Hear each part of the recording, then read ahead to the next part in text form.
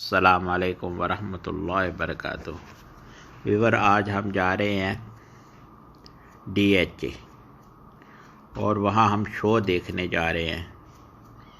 जैसे दुबई में होता है डांसिंग, ये जो फुहारे करते हैं वो देखने जा रहे हैं। तो आप लोगों को भी दिखाऊंगा, तो आप लोगों को भी पसंद आएंगे। तो यहाँ बहुत अच्छा पार्क बना हुआ है, छोटा सा, ज़्यादा बड़ा तो नहीं है, छोटा है, बस खूबसूरत है, फूल लगे हुए हैं। और आज हम ये देखने जा रहे हैं, पर बहुत रश है, इतना रश है जिसका हिसाब नहीं। बहुत आदमी खड़े हैं इधर, लोगों को धक्के मार रहे हैं, लड़के हैं, फैमिलियों वाले भी हैं। तो आपको अभी दिखाते हैं ये DHA बहावलपुर। देखो कितना अच्छा है, बहुत खूबसूरत बना है, बहुत मज़ा आ रहा है